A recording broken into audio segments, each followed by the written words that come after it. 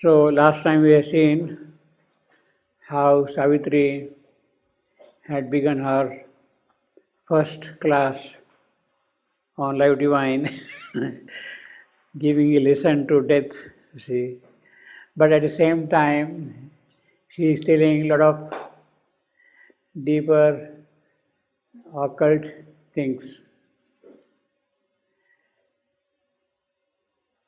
She is telling so casually that we really miss the significance of what she is telling.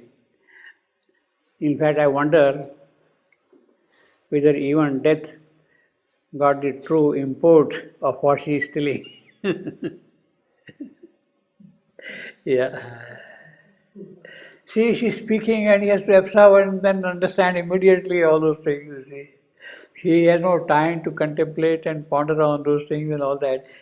The moment she speaks, he has to understand what it all means, you see. So it means that he is a fairly a world kind of a person to grasp all those implications immediately, you see. See this line, we saw it last time, we'll see it again today. In waking mind, the thinker built his house. It's a perfect iambic line, of course, very beautiful line, very simple line, very straightforward kind of a line. But there is so much compression or a occult process in it that perhaps one can keep on talking about it all the while. In waking mind, the thinker built his house. That is the iambic line, you see.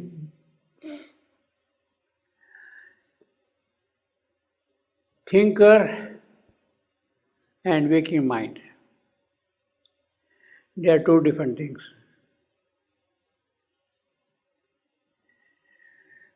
Waking mind corresponds to our surface personality, the outer consciousness, mental consciousness. The thinker corresponds to the deeper inner Purusha who is really doing things. Manishi, thinker is Manishi, as the Sanskrit spirit would say. Manishi, mana, that is thought, mind, one who thinks, who is the Lord of thinking. Isha means Lord, Manishi. So actually what is happening is how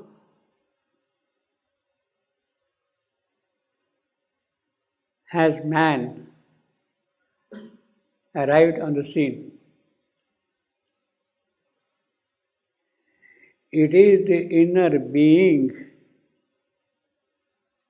who prepares the outer form and personality and instruments. So what has happened is, in the process of evolution, when the inner being has grown sufficiently, he prepares the outer instruments also. It is he who then produces all the organs of cognition, all the five senses, what we have got here, sight, sound, smell, all the five senses are built first within. The ear is born before these ears come. It is that ear which hears and then prepares the physical instrument what is here.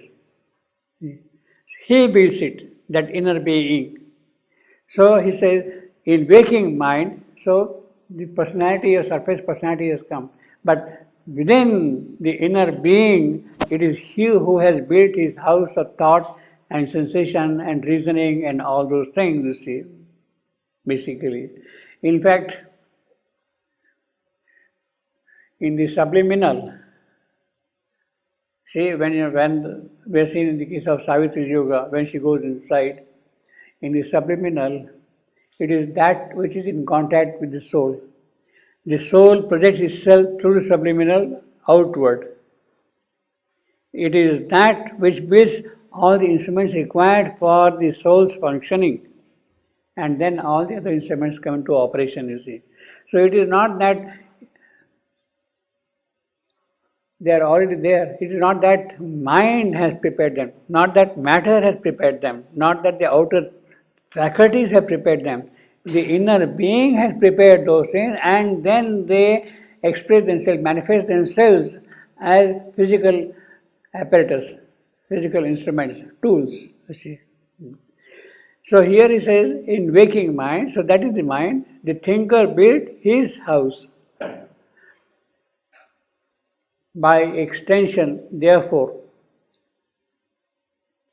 how the mental being, how Manomaya Purusha, how man has arrived on the scene is because of this thinker within creating his own instruments. So by extension, if a superior being, then man, has to arrive on the scene, he has to build all those instruments within first. With the power of the soul behind it, he has to build up all those instruments.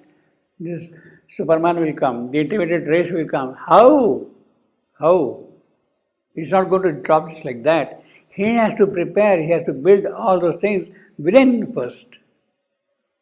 The supramental faculties, if they have to come into expression here, then he has to work within and then build up all the necessary instruments which will express themselves outwardly afterwards, you see.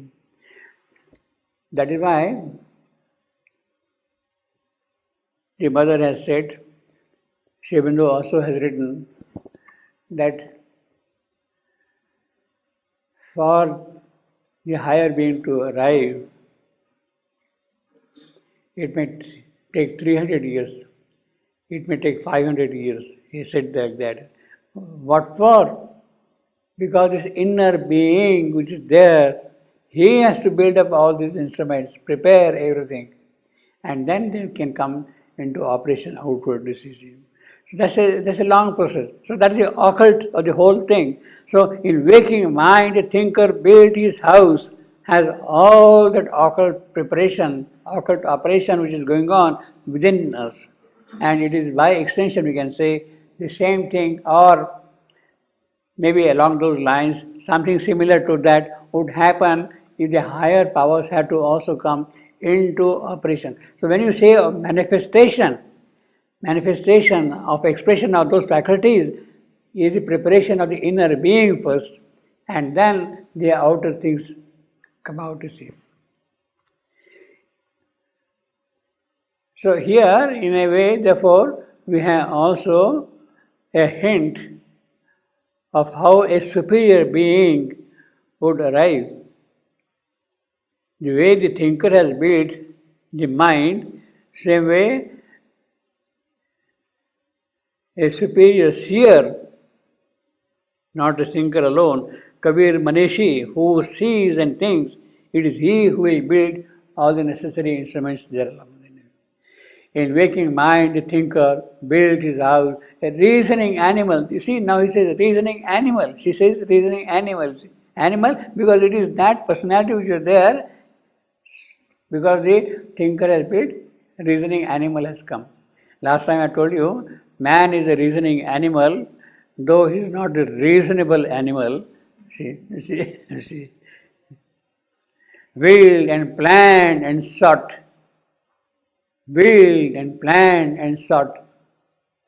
Now all these things, willing, planning, seeking, happens within. That's the occult preparation. It has to happen within. He is to direct. That is how he stands erect. Among his brute compeers. This is what we were saying last time, compeers, you see. He stood erect among his compeers. We have seen in the case of Savitri's yoga, the dream through which she was passing the entire past. And there we had the phrase, man came out of an ape-like creature, not ape, ape-like. Now this is the ape-like thing. He stood erect, not from egg, but from a reasoning animal. He stood erect among his brute compeers. It is not that monkey has become man, it is monkey-like being who has come out in this form. So that is the entire occult of these 3-4 lines, you see, basically. He built life, naturally now mind, life, all these things. He built life new, measured the universe, opposed his fate and wrestled with unseen power, conquered and used the laws that rule the world, and hoped to ride the heavens and reach the stars, a master of a huge environment. Now you can see the difference. The density of the occult knowledge which is there in these 4 lines is not there in the next 4 lines. The occult truth is given to you in these 4 lines. He stood erect, etc., etc. But then opposes fate, conquered, hope, master. See, all right, you can keep on elaborating, like a poet, you see, you can keep on elaborating all those details, you see. But they don't really add, those next 4 lines, they don't really add in that sense to the knowledge of the occult process which is present in the first 4 lines, you see.